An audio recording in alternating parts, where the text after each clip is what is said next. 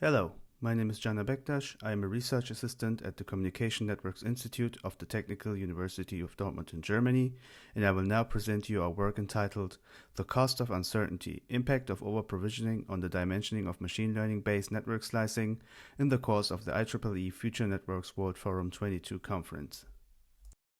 My presentation is structured as follows. First, I will clarify the question why private 5G networks are important and why, in this context, data uncertainty plays a major role.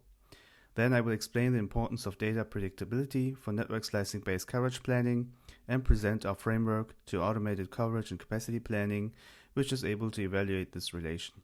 I will then go on to the evaluation of the framework and finally close the presentation with a conclusion and an outlook on future work. So why is the topic of private 5G networks so important? In various countries all around the world, it is now possible to use 5G spectrum in the context of private use. The spectrum usage licenses of these so-called private 5G networks are usually awarded to companies after an application has been submitted to the relevant authorities. We observe that especially in Germany, there are already more than 250 local frequency assignments, and we expect this trend to go on in other countries too. To apply for such frequency licenses and to deploy 5G networks, extensive network planning is required. However, typically, these 5G licenses are allocated to companies that do not have expertise in network planning. Therefore, in previous works, we developed and successfully evaluated an automated coverage planning framework based on unsupervised machine learning. In this work, we aim to extend this framework by capacity planning to analyze new or important aspects in 5G and beyond, which are not covered by traditional network planning aspects. On the right side of this figure, these new aspects are shown. Aside from new network configuration parameters, network slicing is of particular interest for capacity planning, especially for industrial applications where mixed criticality of traffic is given. In particular, ultra-low latency communications or URLLC and enhanced mobile broadband or EMBB trade-offs are of interest. Whereas EMBB can be scheduled reactively, as in classical mobile communication networks of earlier generations, URLLC requires proactive scheduling so that scheduling latency can be eliminated and so that the end-to-end latency is reduced to a minimum. Consequently, the success of proactive scheduling depends solely on the predictability of the data, which consists of different data points, which I will describe in the next slide.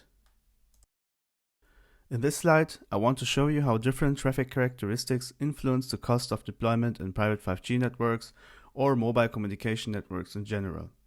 The data traffic in mobile communication networks is represented by the when, meaning packet inter-arrival times, the what, which describes the data amounts, and finally the where, which is represented by the user locations. All these characteristics influence the cost of deployment for the network infrastructure. To understand this relation, 4 exemplary traffic characteristics are shown in the colored boxes. On the far left side, data traffic with periodic inter-arrival times and fixed data amounts is shown. As such characteristics can easily be predicted, machine learning-based methods for proactive scheduling don't need any safety margins, which is represented by an overprovisioning factor. This means that the cost of deployment is minimal because no extra base stations or higher bandwidth resources are required to satisfy zero latency in URLLC slices and high data rates in EMBB slices. As we go further to the right, the packet inter-arrival times are still periodic, but the data amounts are now in a range instead of being fixed, so that prediction errors can occur. Going further, the inter-arrival times and data amounts go from stochastic to random, which further increases the uncertainty of data and requires more overprovisioning in order to satisfy the zero scheduling latency requirement. Higher overprovisioning in turn means higher cost of deployment, which is represented by the amount of base stations or the utilization of more resources like bandwidth. The same principle also applies to the user location, where users in the cell edge require more resources due to lower spectral efficiency. A detailed description of the overprovisioning will be given in the next slides. I will now dive deeper into the topic of data predictability as well as overprovisioning, and then present our architecture of the developed coverage and capacity planning framework, which is capable of evaluating the previously introduced topics. On this slide, 3 different situations are presented in the resource grid. On the left side, no over-provisioning is needed because all required ULLC resources can be scheduled due to perfect prediction. This means that the ULLC scheduling latency is 0 milliseconds and we get the maximum EMBB throughput possible. In the middle, an unexpected packet arrives in the first time period, which means that the predicted resource allocation is not sufficient. The extra packet has to be scheduled in the next period because no over-provisioning was used. The EMBB throughput remains the maximum possible, while ULLC scheduling latency is greater 1 milliseconds. On the right side, we utilize 100% over-provisioning so that double of the predicted resources are scheduled every period. This means that the extra packet can be transmitted in the same period, maintaining the zero scheduling latency. However, resources are wasted when no unexpected packets arise, so that EMBB throughput is now impaired and not maximal. In summary, flawed prediction leads to the need for over-provisioning so that ULLC latency can be kept zero. In the same time, EMBB throughput will be impaired proportional to the over-provisioning factor. In order to analyze different over-provisioning factors and the capacity planning in general, the following framework was developed. On the left side, the user inputs are depicted. As in previous works, the polygon of the private network is required in order to download building and environment data for the 3D ray tracing software. Now, in addition, the network configuration can be defined, comprising all 5G parameters like bandwidth, frequency, time division duplex patterns, and more. Also, a target data rate requirement can be set. In this case, the target requirement will be varied based on the over-provisioning factor gamma OP, which will increase the data rate requirement of the ULLC slice and thus the target data rate requirement for the worst-case scenario.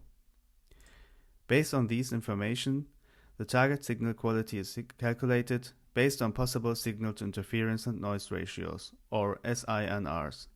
The noise is based on the thermal noise of the receiving amplifier. As we are in the domain of private networks which are not near each other, interferences are neglected.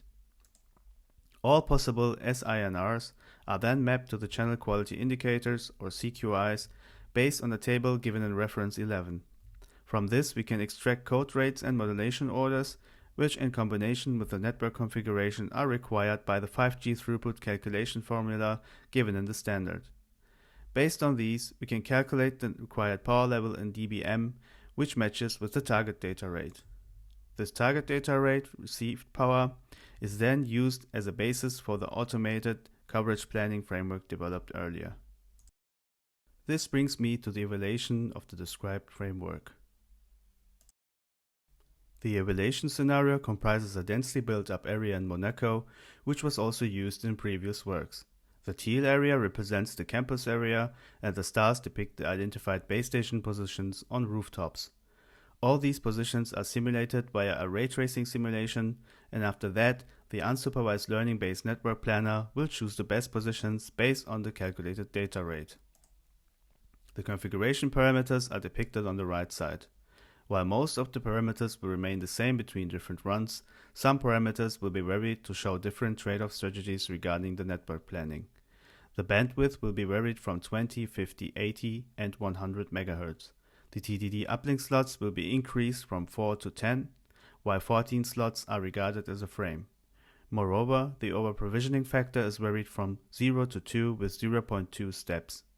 It is assumed that 2 network slices are present, one high-priority ULLC slice with base peak resource allocation of 100 megabits per second, and one EMBB slice with a peak resource allocation of 400 megabits per second. The ULLC data rate will be varied according to the over-provisioning factor gamma OP as depicted. On this slide, an extensive depiction of our results are presented.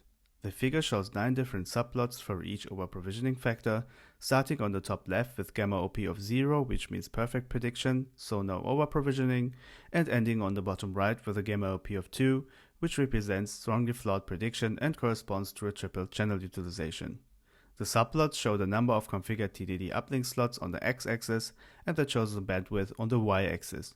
The color of the blocks plotted on the subplot each represent the number of base stations needed for 90% mean ULLC fulfillment. With more unpredictable data, the over-provisioning factor and thus the required data rate has to be increased, leading to more base stations and/or more bandwidth or TDD slots. In particular, the configuration 6 uplink slots at 100 MHz bandwidth is interesting. If only 4 base stations were needed with perfect predictability, which is shown on the top left, now 7 base stations are needed with the OP factor 2, which is shown on the bottom right, to provide the same quality of service for the ULLC slice.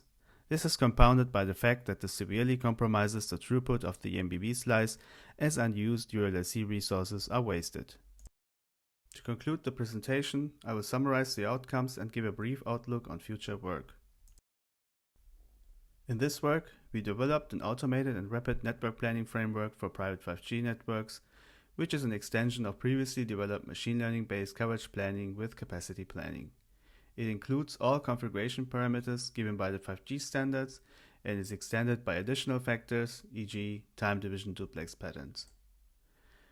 We can conclude that data uncertainty in low latency network slices requires overprovisioning, which influences the network planning both physically and in the context of the configuration and parameterization of the network.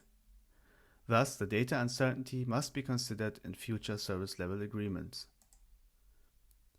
As an outlook on future work, we want to consider additional scenarios and configuration parameters like subcarrier spacing and carrier aggregation. We also want to validate the framework using real-life measurements or simulation frameworks like NS3. This concludes my presentation, so thank you very much for your attention. For further questions, you can contact me via email, and for more information on the chair's other scientific activities, you can check out our website or our YouTube channel. Goodbye.